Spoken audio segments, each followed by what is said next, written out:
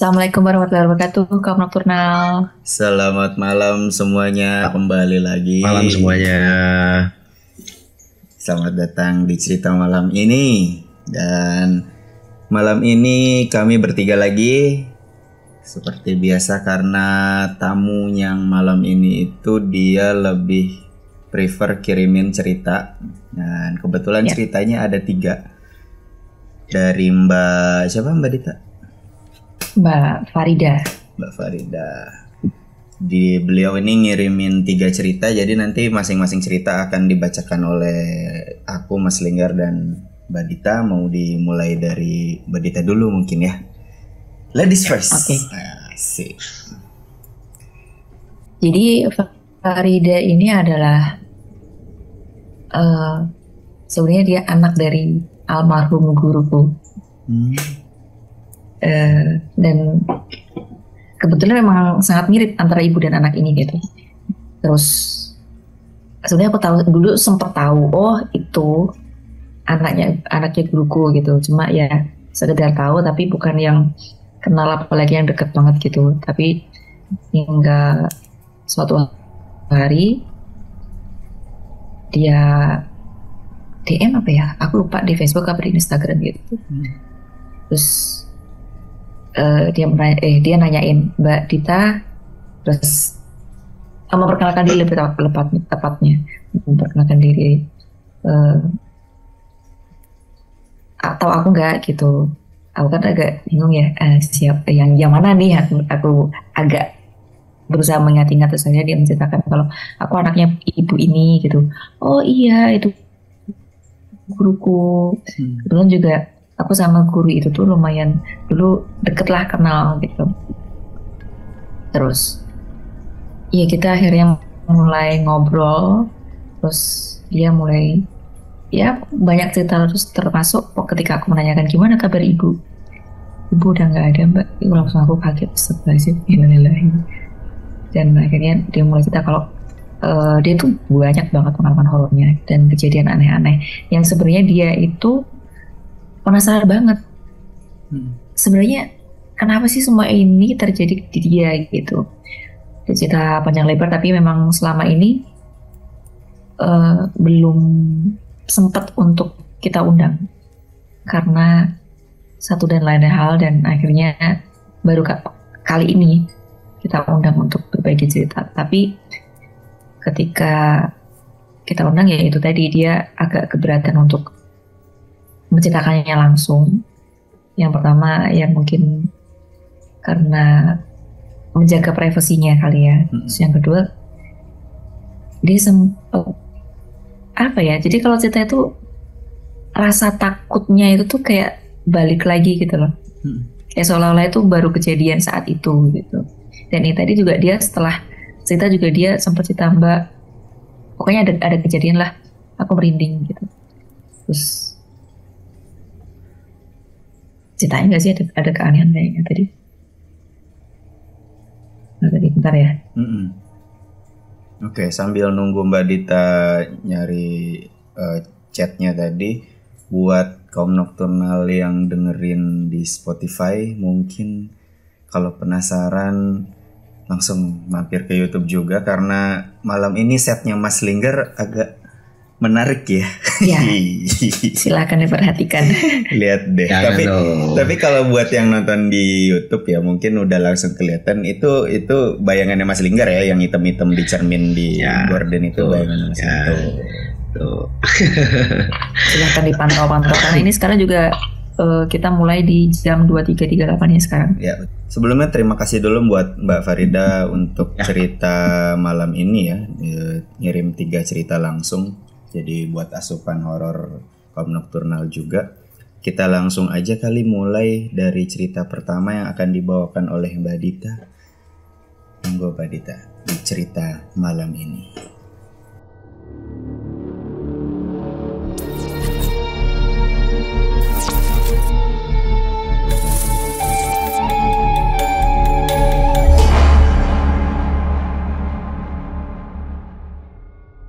Ceritanya, aku waktu itu hamil dan menginjak trimester ketiga. Selepas Isya, kebetulan ada acara keluarga. Karena malas bepergian, jadinya saya pilih tinggal di rumah saja. Suami dan orang tua yang bepergian. Saya memang sudah terbiasa tinggal sendirian di rumah yang lumayan luas dengan suasana pedesaan. Sesekali, suara kendaraan yang melintas di jalan depan rumah mengurangi kesunyian malam selepas Isya. Posisi rumah saya ada di barat lapangan sepak bola. Sebelah utara rumah adalah bangunan sekolah dasar yang menyatu dengan TK dan PAUD. Belakang rumah masih rimbun dengan pohon bambu dan banyak tumbuhan besar, diikuti kebun kosong yang luas. Sebelah selatan rumah ada rumah seorang nenek tua yang di depannya adalah kios pasar yang sepi di malam hari. Jadi bisa terbayangkan suasana rumah itu sangatlah sepi dari keriuhan orang.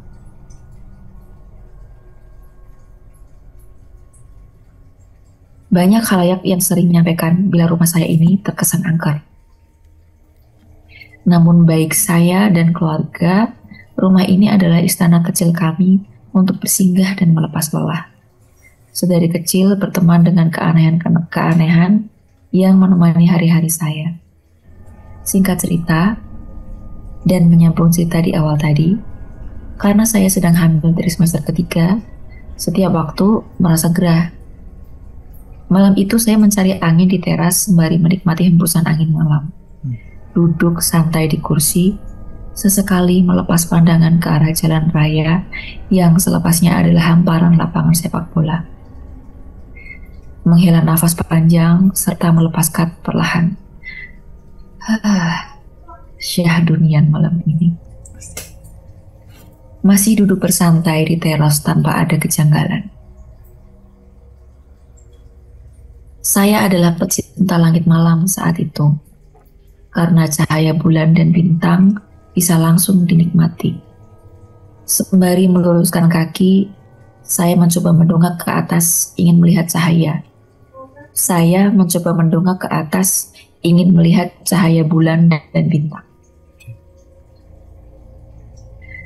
Betapa kagetnya saya, bukan cahaya bulan dan bintang yang didapati.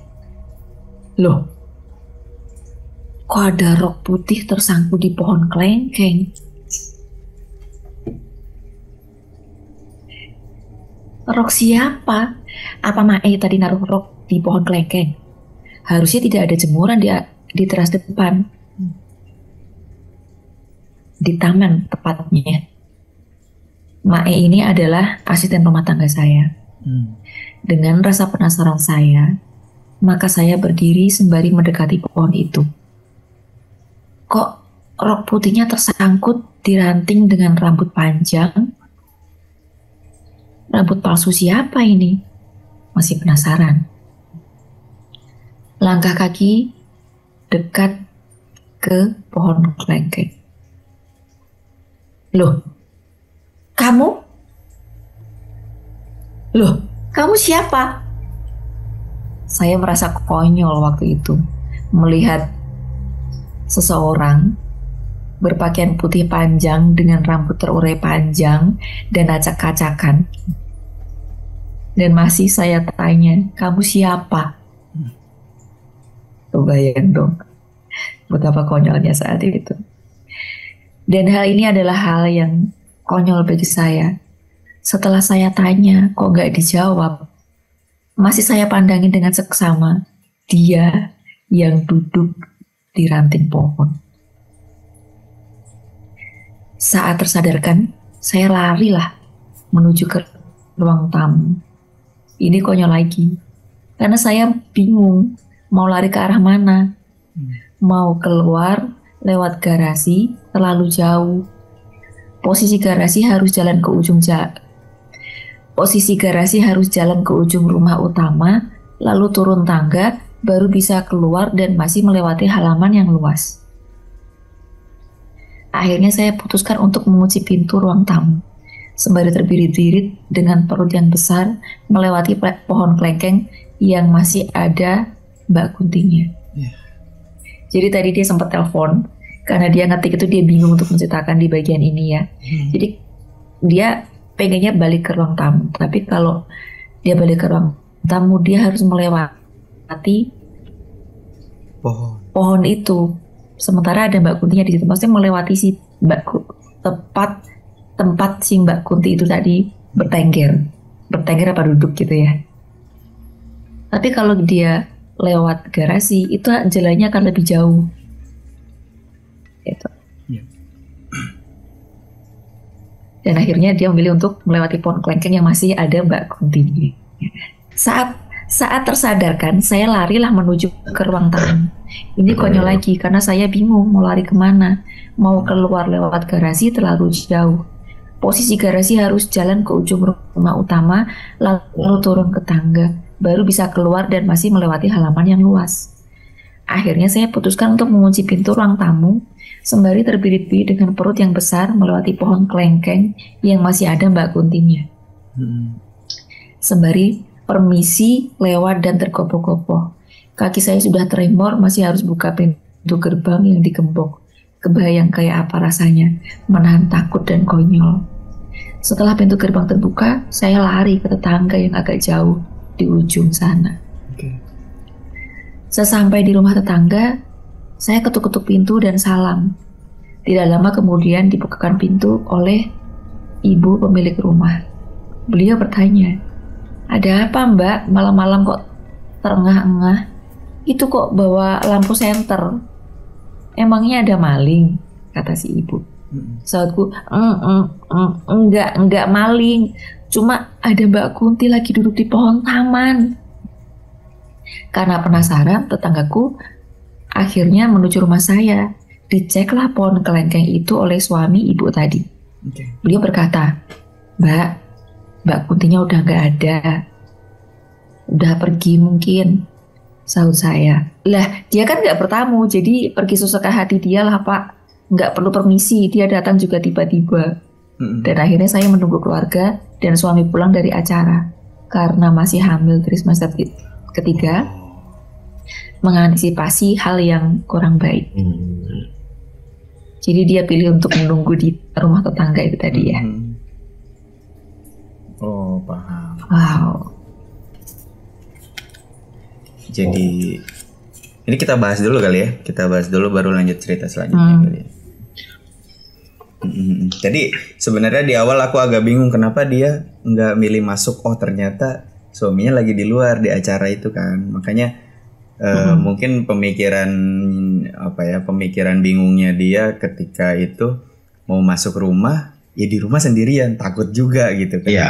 Makanya dia lebih pilih keluar ke rumah tetangga. Cuman kan tadi ada proses buka gerbang. Sedangkan si posisi si Kuntinya ini ada di pohon lengkeng di dalam rumahnya gitu kan. Takutnya lagi buka-buka gitu tiba-tiba nyamperin atau gimana gitu kan. Iya aku merinding sumpah. Dan tapi bagus sih dia masih ingat mau nutup pintu dulu.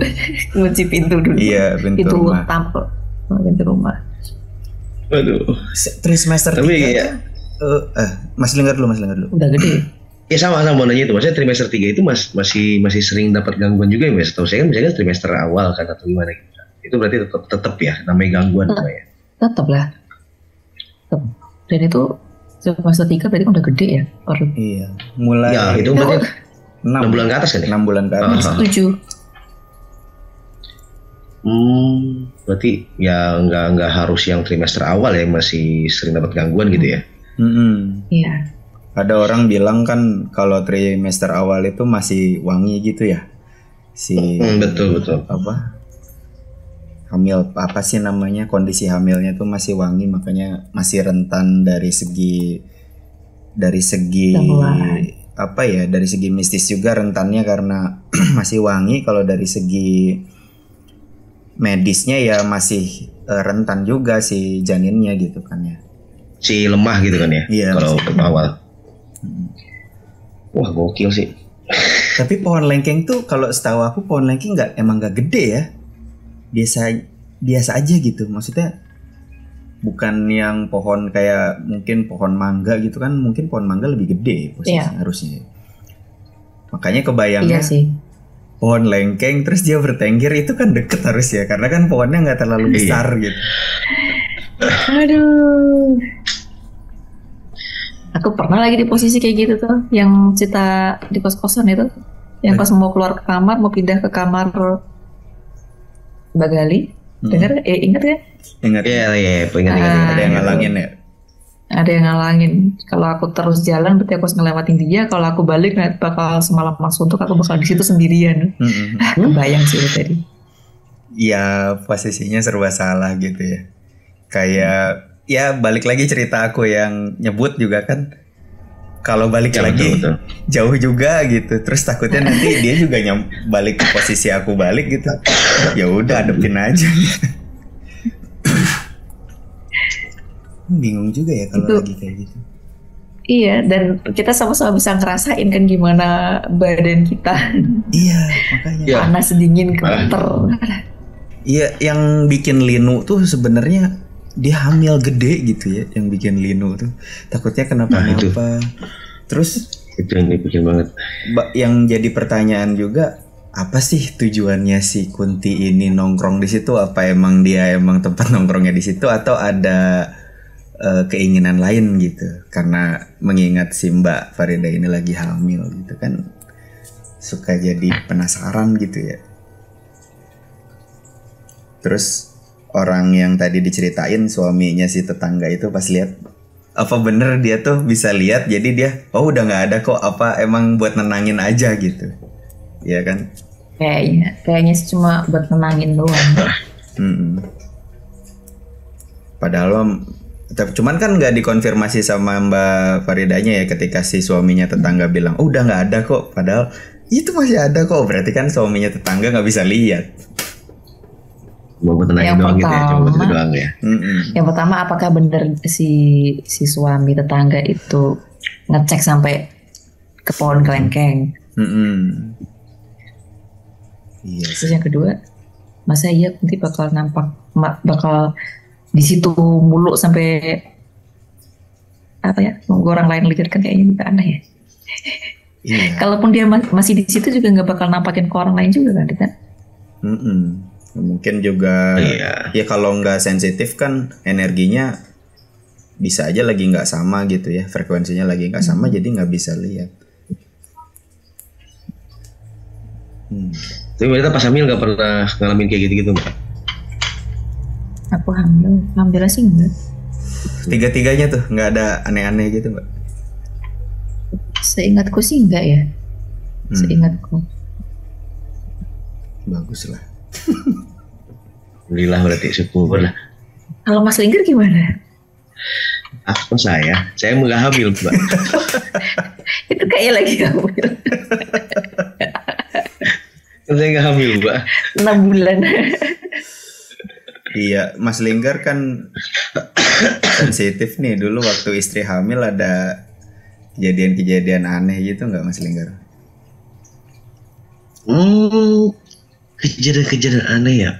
Paling istri sering direp-rep pas lagi hamil sempat. Wah. Itu sih. Sempat direp-rep kayak gitu. Terus ya pernah cerita kakak saya jadi waktu itu pulang malam sama suaminya gitu naik motor, hamil anak kedua kalau nggak salah. Hamil anak kedua enggak hamil anak ketiga pulang naik motor gitu di jalanan lagi jalan gitu, jalannya sih jalan raya bagus, tapi emang nggak terlalu rame jalannya gitu, nggak terlalu rame. Terus di jalan tiba-tiba suaminya ngomong, "Bun, jangan lihat ke belakang ngomong gitu doang. Kenapa sih jangan lihat ke belakang gitu? Ya udah, kakak saya ngeliat ke belakang tapi ngintip dari spion motor suaminya tuh kakak saya. Itu kakak saya ngeliat itu ada sosok Mbak Kunti lagi terbang ngikutin itu motor. Dan itu yang ngeliat ya suaminya sama istri sama kakak saya ngeliat gitu. Terbang. Panjang jalan. Terbang ngikutin kata kakak saya gitu. Dua-duanya ngeliat, kakak saya ngeliat dan suaminya ngeliat gitu. Terus suaminya bilang, "Dibilangin jangan ke belakang," gitu. Udah. Dan itu katanya ada ya lumayan lah jalan sampai depan gerbang itu masih ngikutin. Wih. Dan anak yang kedua besoknya itu malam pulang ngaji, ya biasanya kalau sana kan kalau maghrib ngaji di musola gitu kan ya. Pas pulang ngaji itu depan rumah itu emang pohon apa sih, kayak pohon jati gitu kan, tapi di pagar gitu, pagar tembok tinggi. Jadi pohon jati itu udah tinggi-tinggi banget. Anaknya pas masuk gerbang nangis-nangis, bukain gitu. Pulang ngaji, udah ditanya sama kakak saya, itu ada itu di pohon gitu. Kakak saya bilang itu ya Mbak Kunting kemarin katanya lagi nunggu di depan pohon jati itu katanya. Wajir. Ngikut ya. Daripada itu hari besoknya. Udah.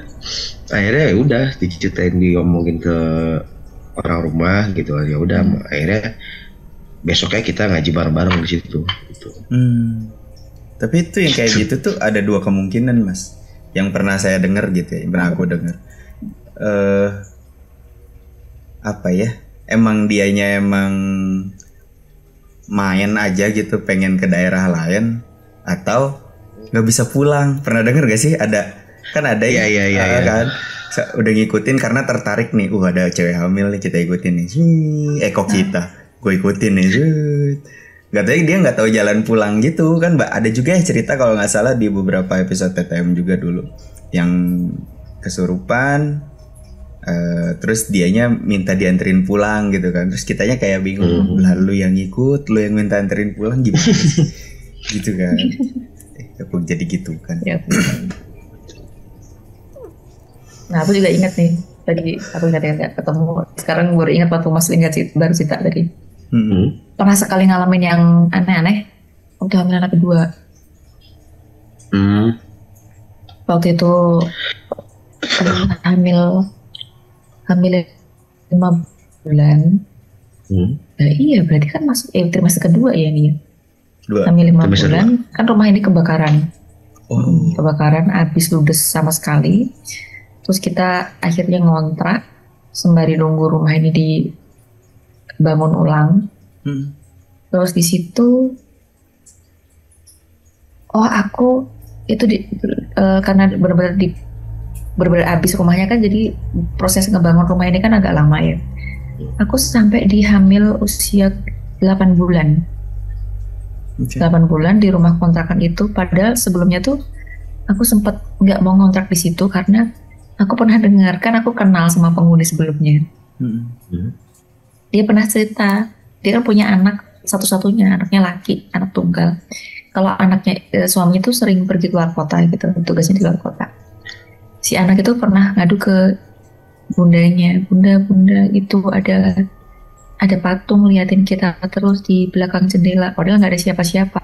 Patung, nggak ada patung deh, ada itu patung hitam tapi ngeliatin kita terus, padahal nggak ada siapa-siapa. Mungkin sosoknya ngeliatin diem aja gini terus mungkin ya, karena dianya masih kecil jadi dia nggak ngerti gitu. Sampai akhirnya dia pindah dari situ, terus kosong lama. Setelah itu ya karena situ rumah satu-satunya yang deket sama rumah ini biar bisa mantau gitu ya, akhirnya ya terpaksa kita ngontraknya di situ gitu. Dan karena waktu itu banyak sekali urusan, suamiku banyak urusan gitu ya, yang ngurus segala surat-surat yang kebakar, terus yang ngurusin kerjaan, terus ya semuanya lah, pokoknya dia sering banget pulang malam. Dan waktu itu udah malam dia izin pulang telat. Aku cuma berdua aja sama anak yang pertama. Biasanya kalau kita lagi sendirian, maksudnya nggak ada suami gitu, masih sore pun aku udah bikin susu, masuk kamar, kunci pintu, udah nggak keluar lagi gitu kan sampai suami pulang gitu. Nah waktu itu sama, kita udah di kamar tapi nggak ngantuk-ngantuk. Minum susu udah habis juga belum ngantuk juga si anakku ini. Terus kita berdua gitu kan nyanyi gitu. Terus tahu-tahu pintu kamarku ada yang ngetok. Itu pintu kamar, bukan pintu ruang tamu ya, padahal posisi kamarku itu ada di pojok belakang. Dan kamar kita itu sempit, kasurnya gede, jadi kasur itu depan tuh udah pintu, dan itu pintu diketok-ketok, dok. Anakku tuh waktu itu ngomong aja belum belum begitu bisa gitu ya, karena masih 2 tahun umurnya kan. Terus 2 tahun pun belum genap gitu. Dia bilang, buah itu apa? Dan udah diem aja, dok dan ketukan itu tuh jelas kenceng. Udah diem aja. Dalam hati aku juga takut, cuma kan nggak bisa pergi dari situ. Orang rumah kita, kamar kita ada di pojok belakang. Dan akhirnya ya sudah, dia aku peluk, terus akunya doa sendiri gitu dalam hati. Nggak kenceng-kenceng juga. Baca ayat kursi berulang-ulang sampai suara itu benar-benar hilang. Gila. Bener. Dan ada cerita selanjutnya. Itu kan yang dengar aku sama anakku.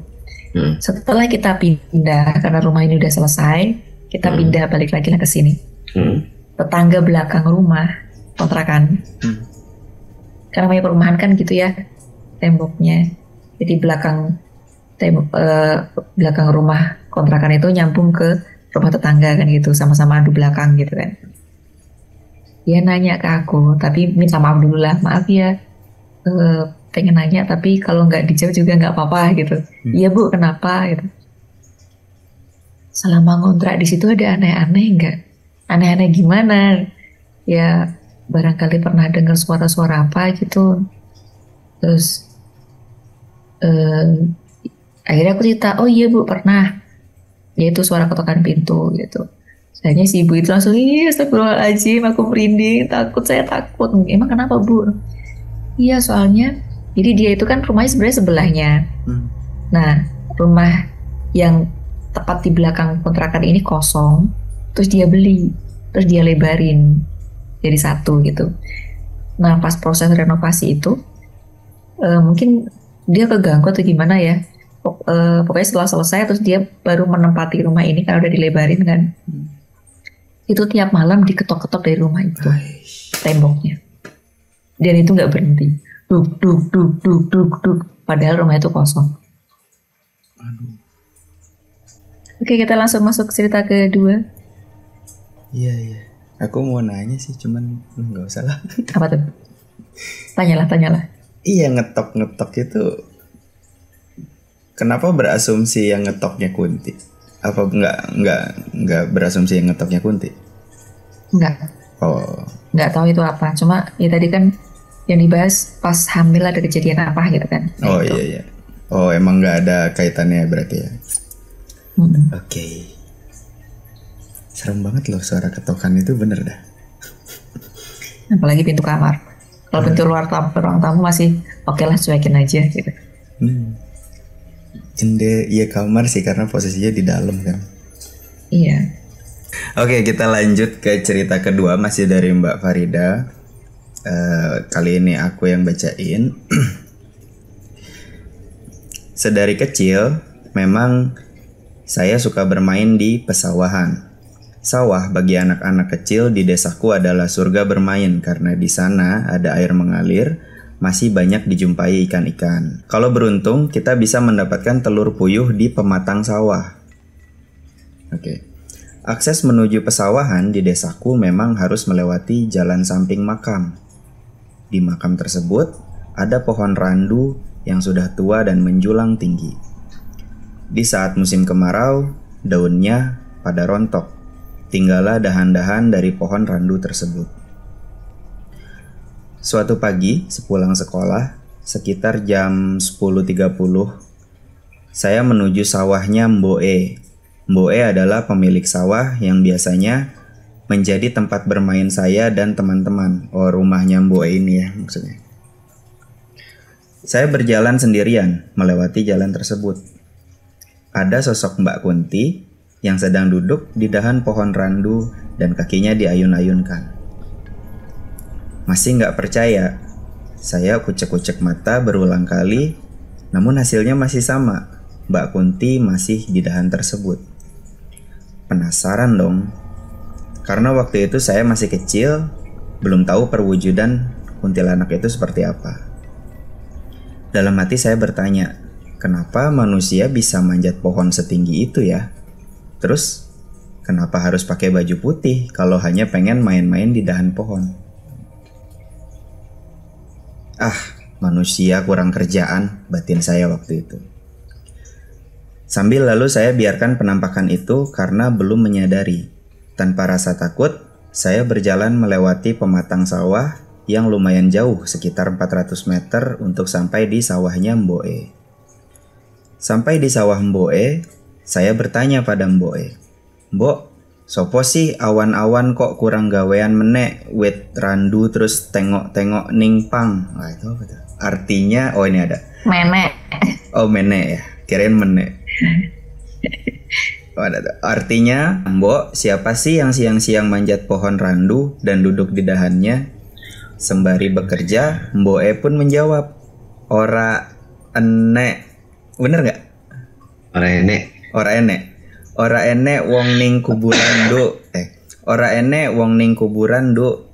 Turyo sopo awan wan menak wit randu kuburan. Sorry ya kalau salah bahasa Jawanya. Wit randu kuburan kuwi ora iso dipenek tanpa alat nduk. Yang artinya gak ada orang di area pemakaman dan gak ada orang yang manjat pohon randu di siang hari. Pohon randu itu tidak bisa dipanjat tanpa alat bantu. Oh, berarti tinggi banget nih ya. Dalam hati seorang anak kecil masih berkecamuk. Apa saya menghayal atau hanya ilusi saja? Tapi kejadian ini sudah berulang. Apa iya ilusi itu berulang? Enggak lah, saya benar-benar melihatnya. "Mbok, mengko yen balik, yen aku weruh wong lingguh ning pangrandu tak kandani yo mbok." Artinya, "Mbok, kalau nanti pas pulang ada yang duduk di atas pohon, aku kasih tahu ya." Timpal Mboe, "Ya nduk." Kumandang azan zuhur pun terdengar sampai sawah. Mbok dan saya bergegas pulang. Kami berjalan sembari bercerita. Tidak lama kemudian, kami melewati jalan area pemakaman. Celetukku, "Mbok, lah kae sopo wong loro ning dhuwur pangrandu?" Loro itu sakit. "Oh, mau dewean saikine karo kancane. Kae lho mbok wong loro linguh angkung-angkung nganggo kelambi putih kabeh. Weru to mbok?" Artinya, "Mbok itu siapa yang duduk di dahan pohon randu tadi sendirian? Sekarang bersama temannya." "Itu loh mbok, berduaan duduk sembari ayun-ayun kaki berbaju putih. Lihat kan?" Jawab Mboe, "Ora ana sapa-sapa nduk ning dhuwur pangrandu. Mboe ora weruh." Artinya nggak ada siapa-siapa di atas dahan pohon randu. Mboe nggak lihat siapa-siapa di sana. Perdebatan pun dimulai antara saya dan Mboe. Kami pun berhenti sejenak di pematang sawah. Saya berusaha menunjukkan dengan menceritakan detailnya di mana letak mereka berdua duduk, di sisi mana, di dahan yang mana, posisinya menghadap kemana. Namun saya harus kecewa karena saya ngotot ada dua sosok di dahan pohon randu. Oh, mungkin maksudnya, namun saya harus kecewa karena saya ngotot ada dua sosok di dahan pohon randu. Mboe pun ngotot dengan pendapatnya bila gak ada siapa-siapa di sana. Kepala semakin pusing karena tidak ada jawaban yang menjawab rasa penasaran saya. Kami pun melanjutkan perjalanan pulang ke rumah. Sebel, gundah di hati saya waktu itu. Namun apa daya, Mboe tidak bisa melihat apa yang saya lihat. Hanya Mboe berpesan kepada saya, "Pokoknya yen lewat ning kuburan ki berdoa Ian ya. Ian apa lan sih? Pokoknya yen lewat ning kuburan ki berdoa lan permisi." Artinya kalau lewat kuburan itu berdoalah dan permisi. Mungkin maksud Mboe adalah doa ketika melewati area pemakaman. Udah sih, gitu. Jadi yang kedua ini siang berarti ya? Siang. Iya, siang. Setengah 11. Sampai ada dua ya. Pertamanya satu, terus berulang setiap lewat situ kok ada terus gitu ya. Berarti emang nongkrongnya di situ kali. Iya, siang-siang loh. Walaupun ya mereka emang nggak eksisnya di malam doang ya, cuma siang-siang gitu. Nimboknya emang nggak bisa lihat atau emang nenangin si Mbak Farida ini gitu, balik lagi kayak gitu. Tapi kayaknya emang benar nggak bisa lihat ya. Nggak bisa, karena si Farida ini tadi kan lagi masih kecil mungkin ya, jadi mungkin masih sangat sensitif mungkin. Iya, tapi penggambarannya tuh menarik karena ya dia belum tahu apa itu kunti ya, jadi kok ada orang pakai daster gitu putih polos nongkrong di atas pohon ngapain gitu kan, siang-siang panas-panas gitu. Dan tadinya sendiri, habis itu berdua, ya Allah lagi ngerumpiin sapa. Ngajak temennya kan. Kacau. Kayaknya kalau dibikin sketsa gitu ya. Kemarin ada yang bisa lihat gue loh. Coba ya. Ayo. Betul tadi waktu Mas Pian cerita pengen ketawa gara-gara itu, langsung spontan itu terngiang-ngiang suara anak-anakku yang lagi nyanyi Cinderella pun tiba dengan kanca-kancanya. Kok kanca-kancanya? Kali ini diganti ya. Kanca-kancanya kan teman-temannya itu kan ada koncone. Koncone. Tadi sendirian, sekarang ada ono koncone gitu. Koncone. Aduh. Itu kali kalau malam udahan penuh kali ya buat rapat. Bisa jadi ya. Meeting gitu. Pemakaman. Aku lebih tertarik sama pohon randu ini. Kalian dulu pernah ini nggak sih? Kalau aku waktu kecil itu nggak tahu gimana awal mulanya, tapi aku tuh paling takut sama pohon randu karena banyak sekali dengar, bukan banyak saya dengar ya, pokoknya yang aku dengar itu kalau pas ada kejadian yang hantu-hantu dan lain sebagainya itu posisi pasti ada di pohon randu. Entah beneran pohon randu ada sesuatunya atau mungkin ya karena kebetulan zaman dulu tuh pohon randu banyak ada di mana-mana dan memang pohon randu itu kan cepet ya gedenya. Pohon randu itu pohon kapuk kan? Kapuk ya? Iya benar. Ya mungkin karena itu ya karena dulu banyak dan besar-besar ya. Betul, besar. Pohon randu kan jarang yang kecil kan, sekali yang kecil juga ya hitungannya termasuk gede untuk pohon-pohon lain gitu kan. Iya, karena dia memang cepat gede sih kalau pohon randu itu. Dan dahannya tuh banyak gitu, setahu saya gitu kan, banyak banget. Dan kalau kering tuh emang beneran kayak batang aja gitu, kayak pohon-pohon di film horor gitu loh. Iya, dan pada jatuh kan randunya kan. Iya, betul. Cuman yang bikin apa ya menarik itu mungkin nggak sih misalnya si randunya lagi banyak gitu, jadi dia membentuk sebuah kayak ya badan orang gitulah ya, lagi duduk gitu, jadi kelihatan sama orang tuh mungkin kalau yang lagi capek atau lagi apa gitu ngelihatnya tuh kayak orang gitu, padahal randu gitu kan. Kapas ya, kalau kapas kan kalau dari jauh mungkin kayak kain gitu.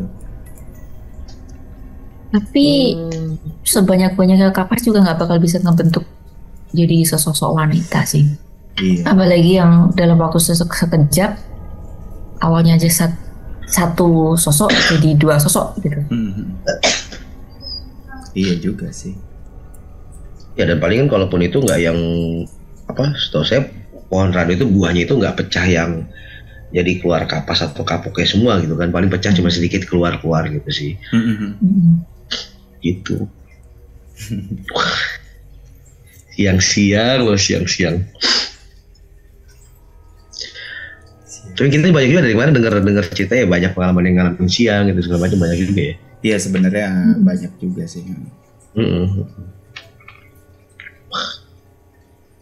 Ada. Jadi pertanyaannya, mungkin kaum nocturnal tahu apakah memang ada kelebihan tertentu pada si pohon randu, kenapa harus randu gitu? Cerita zaman dulu banyak kan randu ya. Randu, beringin. Zaman dulu. Beringin ya. Oh beringin. Kalau beringin katanya banyak yang gelantungan di akar-akarnya itu kan. Ya. Padahal kalau bicara pohon besar kan banyak pohon yang lain ya, pohon jati, terembesi, Rambutan juga banyak yang besar. Rambutan, mangga. Tapi ya atau ya banyak apa ya kayak pohon pisang nih, biasanya isinya Poci. ya itu. Kayak gitu kan mungkin ya apa ya, mungkin tergantung pohonnya, tergantung sosok yang menempatinya juga mungkin ya. Ada ininya kali apa? Pohon talo juga ada. Palo. Talo Oh, talo. itu kersen. Oh ya, kersen pernah dengar. Itu Ya, juga. pohon kersen. Mungkin identitas kali ya. Maksudnya ngetek-ngetek gitu. Pohon pisang punya gue ya, kata Pocong tuh. Pohon pisang punya gue. Nah, ini Gue dirandu. pertanyaan nanti pohon tomat sama cabai apa isinya? Cacing mbak, cacing. Mau ulet. Oke. Gitu aja sih. Cuman aku pernah dapat cerita dulu dari teman, cuman bukan kunti ya, cuman di area pesawahan gitu. Di area pesawahan, jadi dia tuh lagi pulang kampung, rumah kakeknya itu emang apa ya, kayak tajuk ya, kalau di Sunda tuh tajuk gitu. Jadi turun dulu, ada area sawah, turun dulu, terus ngelewatin kayak sungai-sungai kecil. Nah rumahnya tuh di situ, in the middle of sawah gitu. Nah terus kalau mau ke masjid tuh emang harus lewat jalan sawah gitu. Nah di situ kondisinya udah azan maghrib. Si kakeknya bilang, "Dek, ayo kita ke masjid," katanya. "Oh ayo dong bareng kek," kata si temankunya gitu ya. "Ya duluan aja duluan," katanya. "Nanti kakek nyusul," kata dia. Terus dia jalanlah ke masjid. Set. Udah sampai di masjid, kakeknya udah siap-siap jadi imam. Hebat. Iya, nggak tahu ya. Mungkin kakeknya tahu jalan pintas gitu yang lebih cepat dari si temen aku gitu. Cuman tuh dia cerita aja tuh. Itu kayaknya apa ya, setelah dia ngomong, "Ayo kek bareng aja. Jadi nanti kakek siap-siap dulu," gitu. Itu tuh nggak mungkin kayak kakeknya tuh kalau emang mau nyampe masjid duluan tuh harus bener-bener lari gitu Ngelewatin loh. dia. Iya, dan ngelewatin. Flash. Karena jalannya emang satu jalan sawah itu kan ada yang kecil itu ya, tanah yang undukan tanah Ya. gitu. Galengan. Galengan. Itu tiba-tiba di masjid, lah si kakek udah siap-siap jadi imam. Maksudnya tuh yang di rumah yang bohong apa yang di masjid yang bohong, kan kita nggak tahu, atau dua-duanya bener gitu. Seru Tapi gitu. sempat dikonfirmasi nggak? Nanya ke kakeknya gitu? Oh dia nggak lanjut sih ceritanya. Gitu aja. Jadi ngelihat kakeknya di masjid dia udah kaget, oh ya udah, dia nggak cari tahu lagi gitu. Karena kan orang dulu katanya emang ada begitunya ya, ada begitunya. Ya benar-benar. Sakti. Kakek aku sendiri pun ada cerita di kayak dua gitu. tempat. Oh iya, Mas Ben pernah cerita. Bisa hadir di dua tempat gitu, dalam satu waktu. Iya. Kalau aku sih percayanya bukan di dua tempat sekali waktu, tapi salah satunya tuh menyerupai. Salah satunya pasti asli gitu. Karena kan kalau yang cerita si Aki kan dikonfirmasi bahwa yang lagi motongin sayur itu yang asli kan. Sedangkan yang sepupuku lihat yang lagi nonton TV itu beneran si Aki gitu. Lagi gini nonton TV tiduran gitu kan. Aki itu kan badannya dulu agak besar ya. Lagi tiduran nonton bola. Biasa kan kalau Aki habitnya tuh nonton bola tiduran gini sampai ketiduran gitu. Nah terus dia lihat gitu, dia lihat ada Aki tiduran depan TV itu, dia dengar suara orang lagi motongin sayur buat ayam. Krak krak krak krak krak krak krak. Itu jam berapa ya? 1:30 apa jam 1 gitu. Krak krak krak krak krak. Terus dia mikir, oh mungkin Andri sepupuku yang lain disuruh Aki motong sayur jam segitu. Cuman yang aku tahu Andri ini agak males ya kayaknya kalau jam 1 harus motongin sayur buat ayam gitu. Dia tanya lah, tapi dia nggak bangunin Aki di malam itu. Tanya lah pagi-paginya, "Ki, malam ada yang motongin sosin," disebutnya tuh kalau sosin ya di itu si Andri bukan ya? Andri, Aki yang motong sosin wah, kata dia. Lah, tapi Aki tidur Ki di depan TV, kata dia tuh. Oh, kamu itu salah lihat kali, katanya gituin doang. Wah, kegep deh. Kegep. Ya begitulah. Untuk cerita ketiga masih dari Mbak Farida ya. Ceritanya tengah malam sekitar jam 12 malam. Midnight lah. Ketika itu saya masih kecil juga. Saudara-saudara pada datang dan bermalam di rumah. Karena rumah kan luas. Saudara tidur di rumah utara garasi, sedangkan kami satu keluarga tidur di rumah induk. Ketika itu ada angin kencang yang hanya menerpa lingkungan rumah kami tinggal. Benar-benar suara ribut dari pepohonan itu terdengar bergesekan. Saya tidur di kamar saya. Tiba-tiba ibu ketok-ketok pintu dan bangunin saya. Duk, bangun. Duk, bangun. Ayo. Kamu harus keluar dari kamar, Duk. Karena di luar angin sangat kencang. Kamu harus tidur di ruang tengah dengan adik. Jangan banyak tanya, Duk. Biar aman. Kalian berdua harus tidur dalam dekapan ibu. Sedangkan bapak saya dan tetangga, bapak-bapak ya, gitu, bapak-bapak, mereka duduk di teras dan berusaha menjaga pintu ruang tamu dari hembusan angin yang kencang. Terdengar suara mereka sayup-sayup sembari berdoa, dan seakan mereka pun ketakutan semuanya. Hatiku semakin bergemuruh waktu itu. Malam yang sangat mencekam. Semakin riuh suara angin dengan disertai tangisan seorang wanita. Yang jelas itu bukan suara dari keluarga kami. Semakin kencang tangisan itu. Semakin kencang pula hembusan angin di malam itu. Dan suara tangisan itu adalah suara tangisan Mbak Kunti. Entah sedang diusir atau bagaimana oleh pihak keluarga kami. Suara tangisan itu berlangsung lama. Dan durasi tangisan itu cukup lama. Sampai saat ini saya masih merinding bila teringat kejadian waktu itu. Sekitar 1 jam berlalu. Tangisan serta jeritan seorang wanita atau Mbak Kunti itu semakin lirih. Dan angin pun semakin terkondisikan. Dan kisah ini baru disampaikan dengan jelas ketika saya sudah dewasa. Tangisan itu adalah Mbak Kunti yang tidak terima bila harus pindah tempat keluar dari pekarangan rumah kami. Dan suara jeritan serta tangisan Mbak Kunti malam hari itu terdengar oleh semua orang yang ada di lingkungan rumah yang kami tinggali. Termasuk saudara saya yang bermalam di rumah kami. Dan setiap mengingat kejadian ini, bulu kuduku selalu merinding.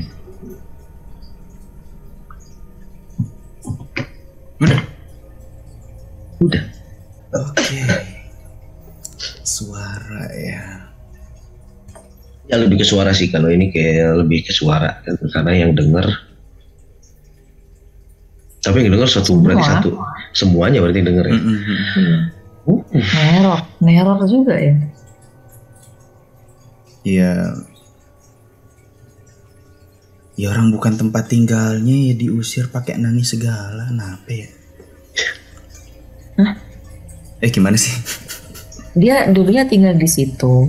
Oh. Tapi diusir gitu. Mungkin pohonnya ditebang atau gimana? Aku nggak tahu. Ya, tapi dari penjabaran dari Mbak Farida sih nggak dijelasin ya kenapa masih diusir atau gimana gitu, apa pohonnya ditebang atau memang ya bisa aja memang lagi ada di situ terus tiba-tiba keluarganya yang melihat udah akhirnya diusir gitu kan. Bisa jadi gitu kan. Aku mau sompral untung aku bisa nahan. Apa yang mau sompral ya Mbak? Ya kasihan jadi gelandangan. Keluar kan? Mancing. Aduh, mau ditampung, emang mau nampung? Enggak. Soalnya aku pernah sompral perkara ini akhirnya aku kena juga. Iya kah? Oh. Yang mana tuh? Tetangga sih. Tetangga sini. Jaraknya satu rumah dari sini. Semprala gimana? Nah, berdoa dulu Bismillahirrahmanirrahim. Mudah-mudahan malam ini aku dilindungi. Terus amin. Amin. Jadi satu rumah dari rumahku ini kan rumah gede. Oke. Sudah lama kosong, terus dijual juga nggak laku-laku. Kemudian pada akhirnya ya ada yang nempatin. Dia bawa 2 anaknya masih kecil-kecil banget, masih balita lebih tepatnya ya. Terus menempati rumah besar itu. Yang laki itu sering nggak pulang.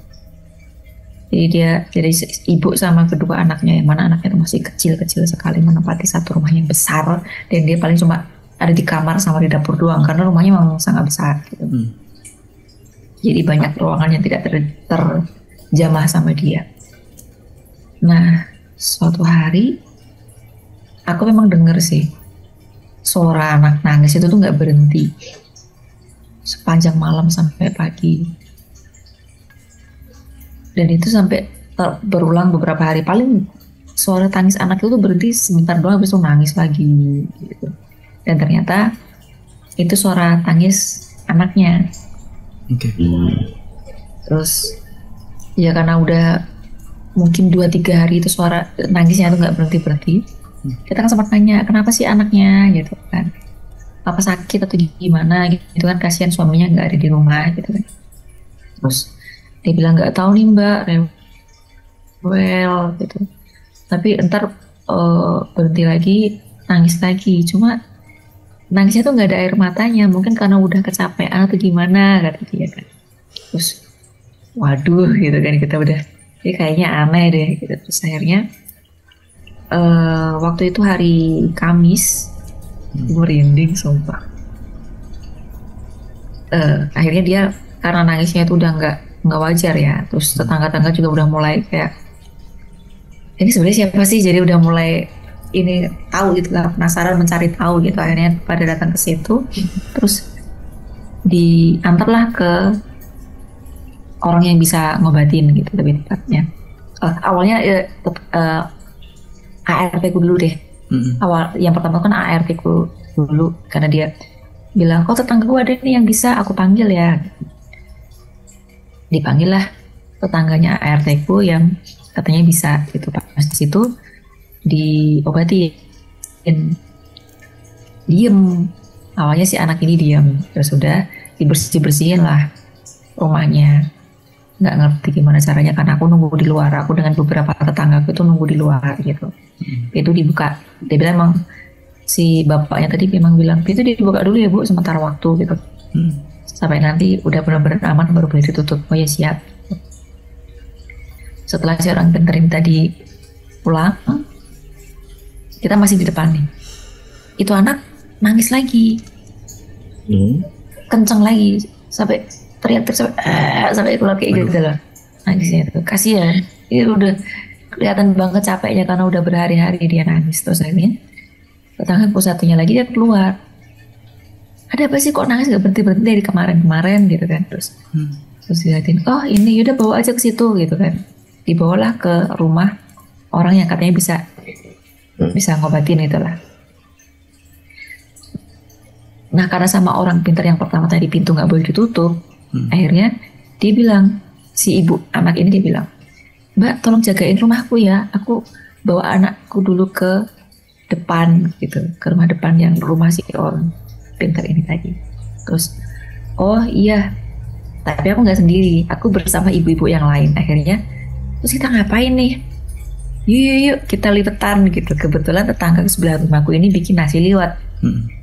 Kita gelar tiket lah depan pintu rumah itu pas gitu. Gelar tikar, duduk-duduk di situ. Ada yang punya makanan apa aja di rumahnya, yuk bawa keluar. Akhirnya yang ini masak apa dibawa, ini masak apa dibawa, bawa piring, terus semua makan dikeluarin, kita makan di situ sambil ngobrol-ngobrol. Ya biasalah emak-emak kan ya. Terus aku mulailah bercanda. karena rumahku itu lebih dekat ke tetanggaku, aku bilang, ntar pintu abis ini pintunya ditutup rapat-rapat ya, aku bilang. Terus kenapa emang, katanya gitu. Terus ya barangkali ntar malam ada yang datang ketok-ketok bawa koper, permisi mau pindahan gitu. Kata aku si bercanda niatnya, ya itu dia sompral. Terus akhirnya dia kan ngomel-ngomel suwek lu bla bla bla kayak gitu kan. Orang Betawi kan dia ngomel-ngomel kayak gitu kan. Sekitarnya ngakak bareng-bareng bisa makan lagi. Udah akhirnya orang datang, terus saya disebar-sebarin garam kasar itu sambil doa-doain kayak gitu. Terus dia bilang, udah bu, udah aman, dia bubar gitu. Bubar, pulanglah kita ke rumah masing-masing. Tangga gue aman, dia nggak cerita apapun. Tapi sejak saat itu hingga beberapa hari ke depan, nggak cuma hari itu doang, satu persatu dari semua anggota keluarga rumahku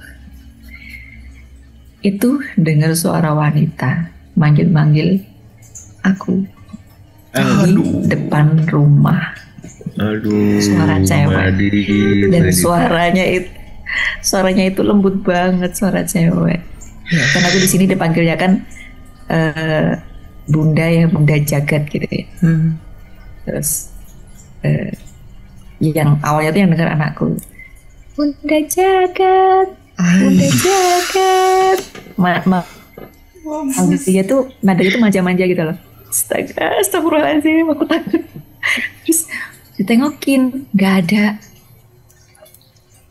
Terus dia itu berulang, besoknya lagi. Kalau ditengokin suaranya hilang, tapi kalau enggak nanti dia manggil-manggil lagi. Tapi anehnya itu tuh terjadi siang sampai sore doang. Kalau malam enggak. Malam aman. Kalau malam kan ada suamiku, nggak pernah ada suara apapun. Dan kamarku ada paling depan gitu kan. Dan kamarku di depan dan ada kaca gede, kaca jendela gede gitu kan. Nah, aku hari pertama aku masih nggak ngeh. Aku kira memang mungkin pada salah dengar kali ya. Tapi hari berikutnya lagi aku mulai, aduh, apa jangan-jangan gara-gara aku sumpral ya, gitu kan. Terus akhirnya kalau siang kan aku pas tidur di kamar, jendela kan kebuka, korden kebuka, otomatis aku bisa ngeliat keluar gitu. Pas tiduran ada suara, Bunda Jagat, Bunda Jagat. Aku ngeliatin keluar, nggak ada apa-apa, tapi suara itu ada. Terus aku diem aja. Aku nggak keluar, aku nggak nengok, aku cuma ngeliatin dari atas kasur tempat aku tidur, ngeliatin aja udah, nggak ada. Terus lama-lama ART-ku karena merasa terganggu kali ya, kan dia yang bolak-balik keluar masuk gitu kan. Terus dia masuk ke kamar, Bunda, itu sebenarnya siapa sih? Kok tiap hari ada aja yang manggilin, tapi kalau dilihatin nggak ada orangnya. Iya, dengar juga. Terus aku bilang, udah Bude. Semua dengar, anak-anakku dengar juga. Terus aku bilang, udahlah Bude, cuekin aja. Itu cuma suara doang, sebenarnya nggak ada wujudnya, aku bilang kan. Terus akhirnya dia mulai nggak, oh iya, oke. Berarti bukan ini yang Bunda ya. Bukan, udah. Itu sudah seru. Itulah buah yang kau tanam. Itu yang kau tuai. Apalagi dan itu tuh nadanya itu kalau kita udah jaga itu Bunda Jagat kayak mau ketawa gitu loh. Oke. Aku juga kalau suara ada dua cerita nih. Suara cewek maksudnya. Yang pertama dulu deh. Kalau yang pertama aku ngalamin sendiri dan teman-teman bandku. Jadi dulu di rumah Purwakarta itu, rumahku kan kosong terus ya. Jadi selalu jadi base camp gitu. Kalau ngumpul-ngumpul apa pasti di rumah gitu. Karena aku di Purwakarta itu 3 tahun di rumah itu sendiri. Jadi pas beli rumah itu keluarga langsung pindah ke Bandung. Beli rumah di Bandung, jadi aku tanggung SMA di situ udah masuk, jadi nempatin rumah itu sendiri. Nah, suatu malam lagi mati lampu kebeneran. Nah, kita tuh lagi abis main lah, abis latihan gitu.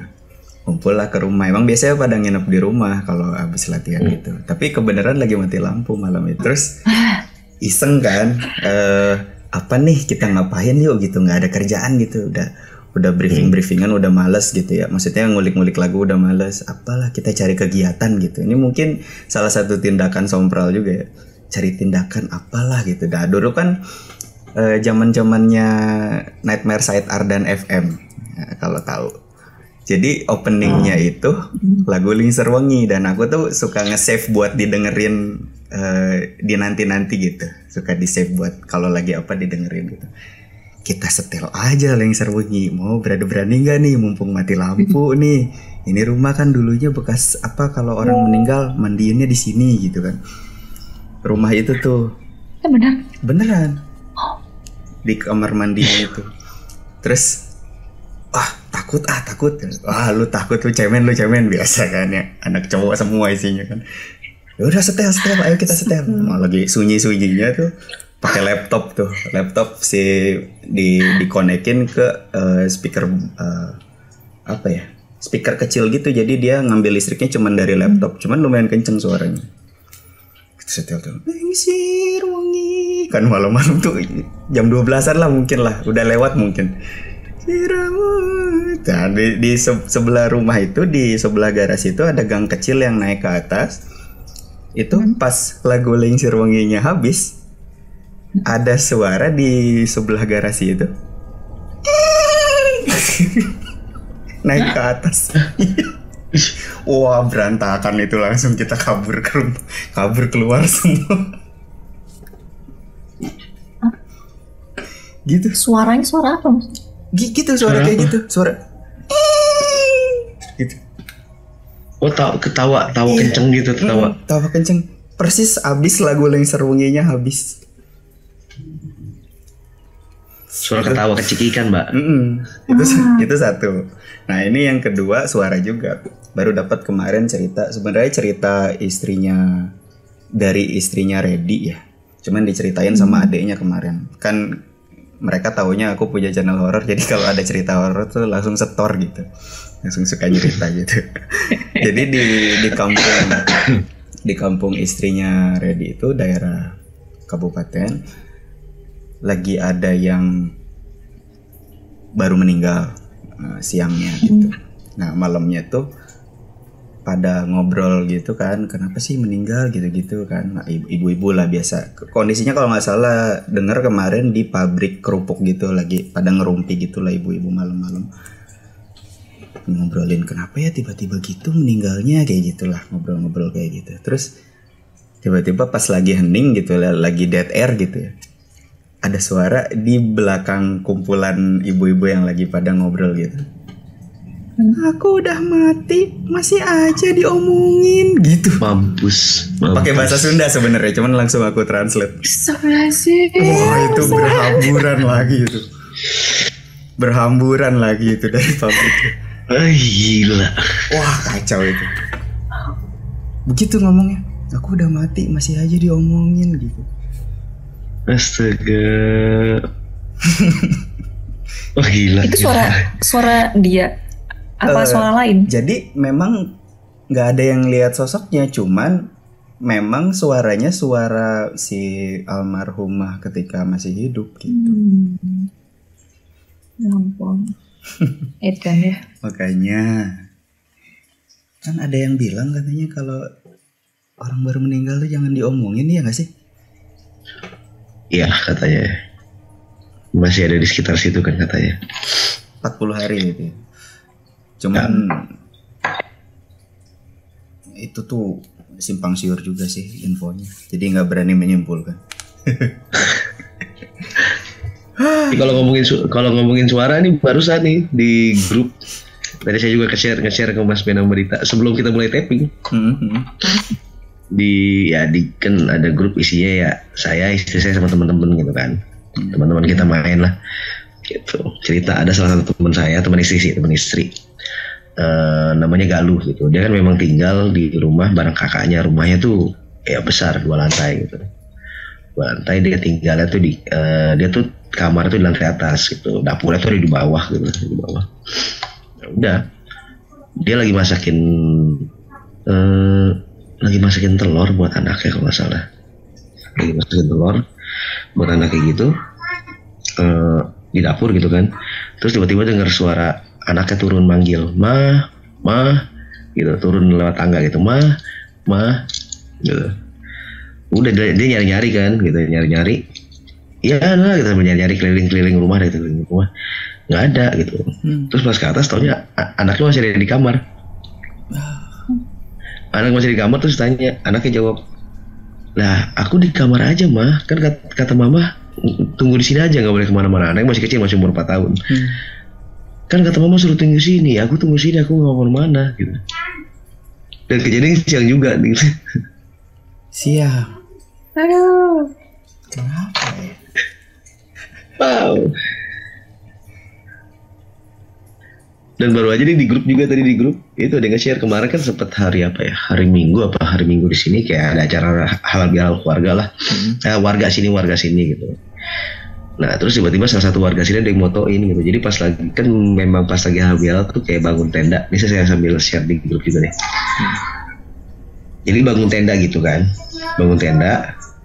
Nah terus pas lagi beresin tendanya itu, tiba-tiba ada yang moto, mungkin bisa dilihat sama Mas Barita. Jadi di lapang kita ada di samping rumah saya persis itu ada lapangan bulu tangkis. Nah di ujung lapangan bulu tangkis itu ada pohon nangka.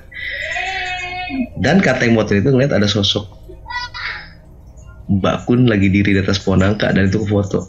Dan dari situ orang-orang lagi pada beresin. Coba. Aku merintih. Sumpah. Serius? Ini fotonya boleh di-share nggak Mas Linggar? Gak apa-apa sih, ini sih foto itu kan foto warga. Ini foto warga, ini RT lagi pada beresin tenda gitu segala macam. Nah itu jelas banget cuy. Ini 2 nggak sih? Ini ada 2 nggak sih? Nggak tahu sih saya juga. Tar. Ini 1, ini 2. Coba lihatin lagi, benar nggak? Kalau aku sih lihatnya 1 sih. Kalau tapi kayak ada 2 kepala ya? Ya kan 2 kan itu. Aku lihatnya justru kayak ada kepala yang lagi dia pegang 1. Ih gila serem banget. 2 sosok 3 kepala. Ih mampus. 2 sosok 3 kepala. Ini baru di-share tadi sama deh. Maksudnya benar-benar baru di-share. Bayangan atau orbs gitu ya mungkin. Aduh gede banget yang mana di zoomnya parah banget gimana itu. Enggak, ini kan yang di atas kan dia bawa kepala gitu kan, lagi gini kan. Iya. Terus ada lagi yang di bawah, tapi ini juga ada kepalanya. Iya itu maksud aku tuh itu, yang tapi kayak lagi di rangkul gitu si kepalanya tuh. Kalau aku lihatnya gitu. Yang ini lagi dirangkul kepalanya. Tapi ini juga ada lagi tuh. Kayak muka, kayak bentuk muka di situ. Iya kan? Bagian situ. Kayak ada bentuk muka. Woi, kacau. Ada 2. Sebenarnya juga kemarin tempo hari Mas Linggar tuh pernah nge-share foto ya Mas ya yang di tempat kerja tuh kalau nggak salah. Aku tadinya mau post di Instagram dan cuman belum sempet kan. Mungkin di sini aja nih. Jadi kronologinya gimana Mas? Nanti aku sertakan fotonya di video ini. Ya jadi gini, waktu itu kan saya balik lagi ke tempat kerja saya yang dulu ya, gitu yang dulu datang. Nah, ya ketemu sama mungkin kalau yang pernah dengar cerita saya, ketemu sama ketemu sama security yang narik saya ketika saya di depan ngeliat sosok itu sama teman saya, gitu. Ngobrol lah gitu. Nah, dia nanya masih pernah ketemu lagi nggak, pernah ngeliat lagi nggak, gitu. Ngeliat apa sih Pak gitu. Udah pernah ngeliat lagi, nggak pernah ngeliat lagi ya, ngeliat apaan? Saya pura-pura nggak tahu itu, saya pura-pura. Masalahnya ada lagi ngeliat nih, gitu. Bentar. Dia cuma gitu kan, udah. Dia ambil HP. Ini kemarin ada yang laporan taruna saya. Taruna itu berarti ya mungkin bawahan dia atau gimana gitu ya. Jadi waktu itu dia bilang, dia cerita ada shift malam. Shift malam itu katanya ngelihat sosok kata di tangga emergency exit gitu. Tangga emergency exit yang dimana posisi itu memang harus melewati tempat saya outlet tempat saya kerja dulu gitu. Jadi tangga emergency exit dilihat oleh tangga kok ada kayak kumpulan asap gitu, kayak ada kumpulan asap gitu kayak gitu. Jadi tangganya posisinya turun ya belok gitulah kayak tangga biasa gitu muter. Kok ada kumpulan asap pas bagian ujungnya tuh ada kumpulan asap. Dilihat kok makin lama makin kebentuk. Udah buru-buru tuh tarunanya itu ngambil HP. Ngambil HP. Kok gambar di HP makin lama juga makin kebentuk. Dan ketika difoto semuanya cepret, ya itulah tampilannya gitu. Ntar dulu, Mas Linggar nge-share-nya di mana ya? Nggak ada di aku. Saya share lagi deh. Coba dah. Oh Share lagi. Itu kacau Mbak Dita kalau lihat dah. Ini masih ada chatnya dari itu juga. Chatnya saya pakai caption dari dia karena memang nah itu. Kalau menurut Mbak Dita itu asli atau hoax. Di grup kok. Oh ini. Oh iya. Ih gila merinding gue mah liatnya. Itu ya captionnya dari dia karena kan saya di forward langsung dari grup yang mereka Taruna penemuan si Neng. Tapi ya bawahnya jangan dituin ya. Nanti di sensor. Itu. Ya karena kan tadi kan ya kebanyakan bahas memang tentang sosok itu kan. Enggak. Itu dan nggak tahu gimana ya. Kita boleh berspekulasi itu foto settingan. Tapi gokil itu niat banget loh dandan sampai kayak gitu. Iya mas, tuh dandan kayak gitu satu, terus udah gitu malam juga. Ini didapat jam 2 pagi. Siapa orang ini jam 2 pagi dandan kayak gitu? Kacau. Emang nggak bener. Tangga darurat kan itu ya? Tangga darurat. Itu ya di exit timur gitu, di emergency exit timur. Nggak bener emang tangga darurat. Kacau emang. Ya nggak tahu kenapa begitu. Pas banget dengan tema cerita yang dapat dari Mbak Farida tadi. Ih, ya Allah. Serem banget fotonya itu. Nanti di ini ya, disertakan di video ini. Berarti kalau yang dengerin di Spotify harus ke YouTube, mau nggak mau. Iya. Tapi kayaknya harus di screenshot sih. Kalau fotonya doang kayak bisa jadi tuh ini kan apa? Mungkin orang pikirnya nyari-nyari itu gitu. Tapi kalau di screenshot kan ada tuh tandanya kalau itu habis di forward gitu, bukan nyari-nyari. Iya.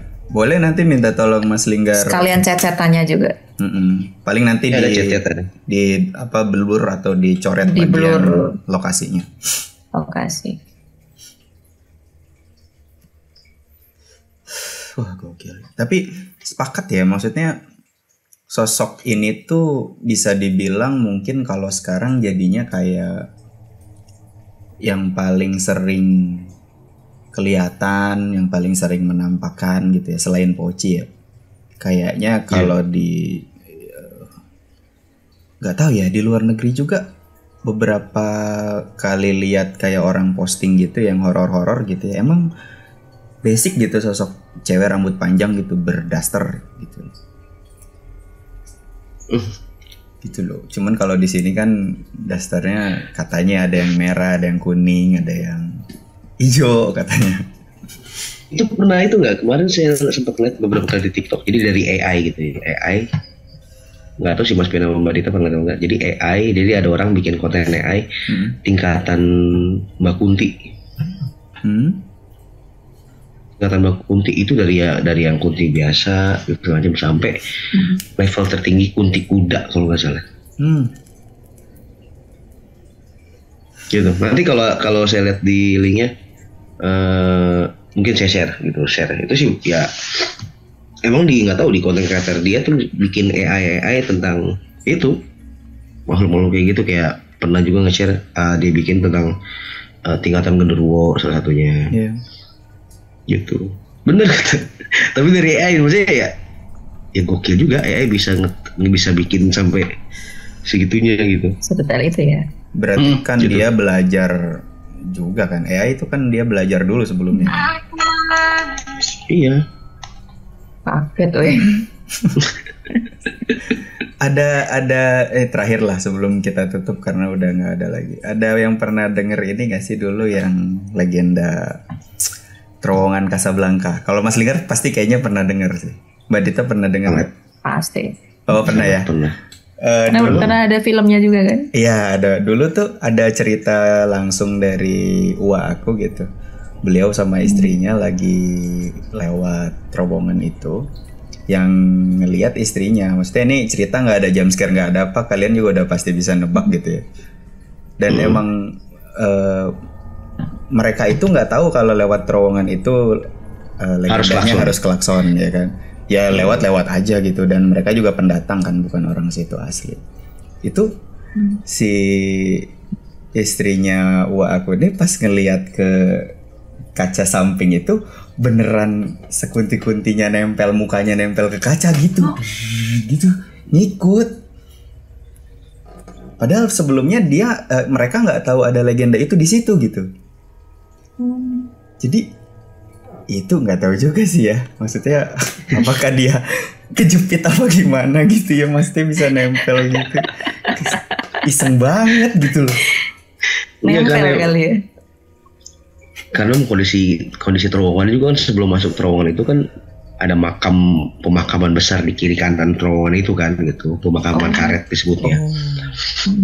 Itu TPU ya, TPU besar kiri kanan itu, jadi ya memungkinkan banget kalau misalnya memang sampai ada apa sih ya entitas-entitas di situ juga gitu, kayak gitu.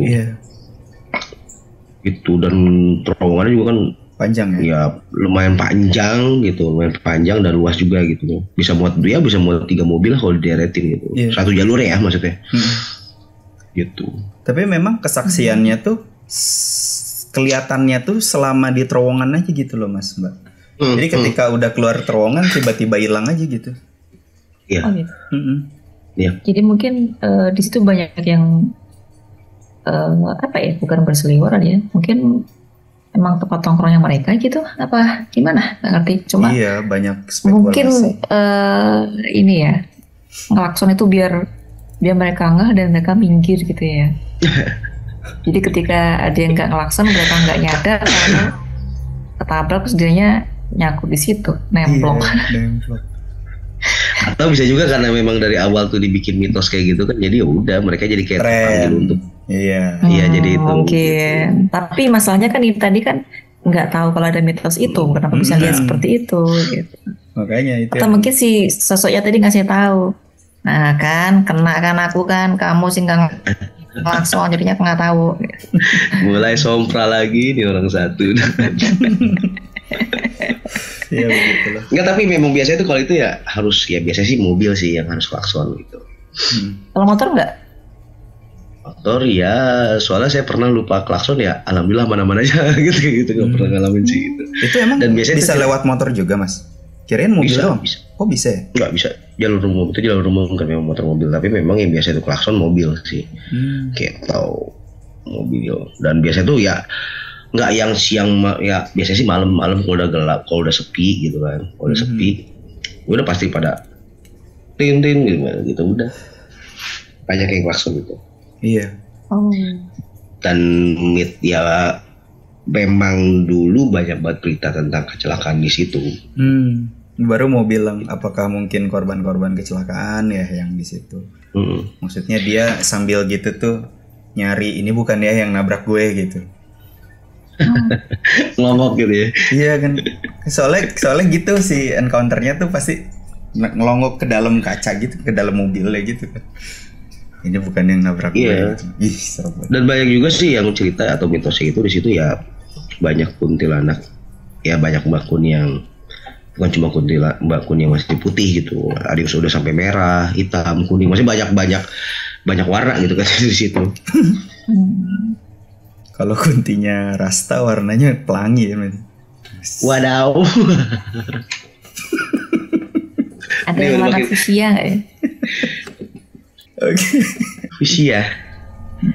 Sage mbak, ntar lama-lama ada sage bener. Udah Udah. Atau yang motif terbaru tuh. Apa tuh? Simmer. Motif gorden. Udah gitu. Makin ngaco udah. Aku pamit, dadah, bye-bye.